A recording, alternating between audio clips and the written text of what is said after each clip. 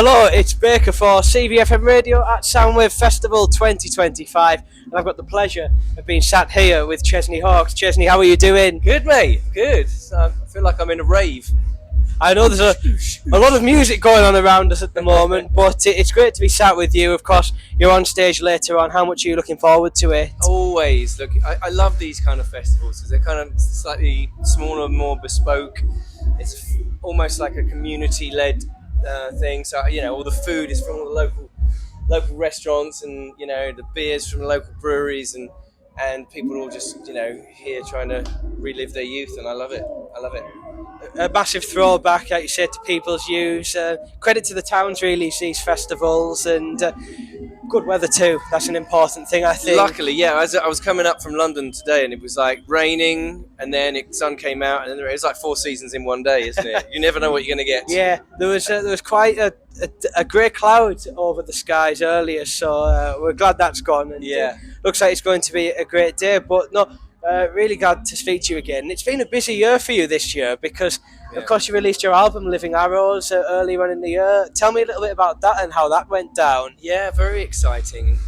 It's been 12 years since I've released a record, so I didn't really know how it was going to be, how people were going to respond to it, but it's been unbelievable. I'm, Radio 2 Record of the Week, and I've had 3 legitimate radio hits off of this album. I'm kind of on cloud 9. I mean, if you'd have told me that I'd have hits 34 years apart, I would have thought you were dreaming. No, it's a great album, and looking forward to hearing some of them songs in the set later on. So, is it nice that you can kind of balance the set out now with these new hits and the old hits as well? Yes, yeah, absolutely. And I always think for these kind of festivals, it's nice to do the old ones. Obviously, they love that. And they do appreciate the new ones, and I'll throw in a couple of bangers as well while I'm at it. It's like having a nice balance, isn't it, for the crowd that is a festival crowd, putting them old ones in and then the new ones. They're all here to have fun, so they want to hear songs that they know, but it's nice to throw in a few new ones as well. But yeah, I mean, it's good. My set is just, it's a big mixture of it's going to be a fun set. I know you'll probably get asked about this a lot, but I have to ask you, the one and only, I know that's probably a song that will be in the set today. How is it? Oh, I forgot. I maybe won't do that. I wouldn't be allowed out here alive if I didn't do that one. Next year, 35 years. Yeah. How does it feel still playing the song and hearing audiences sing that back to you that many years down the line? I'm humbled by it, to be honest. Over the years, I've had so many amazing messages from people telling me how much the song means to them, and that it was played when they're at their wedding, or when they met their partner, or it's their brother's favorite, played at funerals. It's pretty amazing. I feel like I kind of personally kind of let go of the ownership of it, because songs like that, and I have them in my life too. If I listen to When Doves Cry, it takes me back to when I was doing my homework at 14, 15 years old, and the power of music can do that to you, so I'm just very, very lucky and grateful that I have that song in my life now. It's an amazing song, like you say. I bet it's amazing when you see the reaction that it gets as well, still so many years later. Yeah, it's pretty great. It's pretty great. So, as well as the album that you released, Celebrity Big Brother as well. How was that experience? I forgot about that. It's been up to so much, Chesney. Yeah, it's been a big year actually. Yeah, that was fun.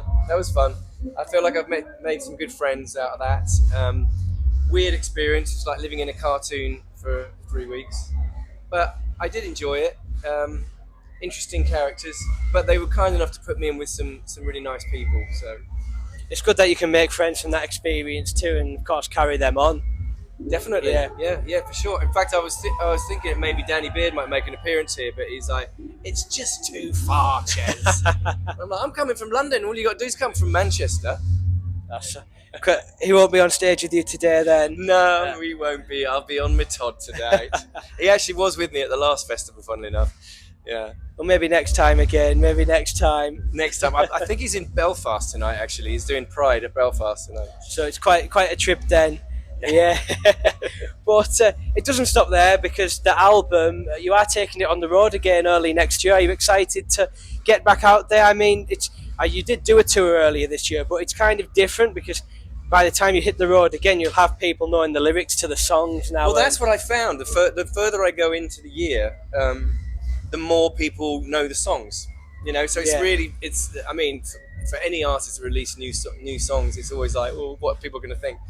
But it's really been quite amazing, and the further I go into touring, the more people are singing them back to me, or requesting them, which is just like wild. It's like, I thought it was always going to be the one and only for the rest of my life, which it probably will, to be honest. But it's quite nice for people to kind of shout, "Do get a hold of yourself," or "Do loud."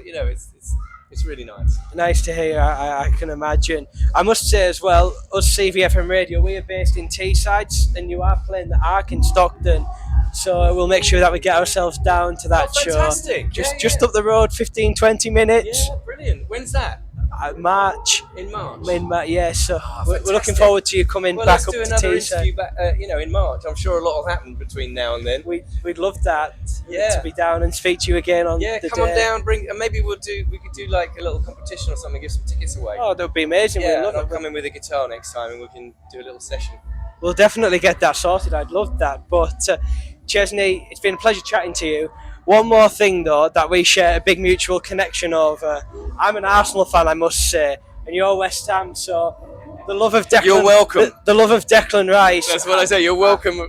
How much does he mean to you from his West Ham days? Well, he gave us our first trophy in 53 years, so I was there, and I love the guy. I do. There's a contingent of West Ham fans that can't stand that he went to Arsenal, obviously, and but not me. It's like he is always going to live in our hearts. That man, and I think he's a really good person as well. I've met him a couple of times, and what a player. I think he's the first name on the England team sheet right now as well. So. Well, we've got... Enjoy him while you can.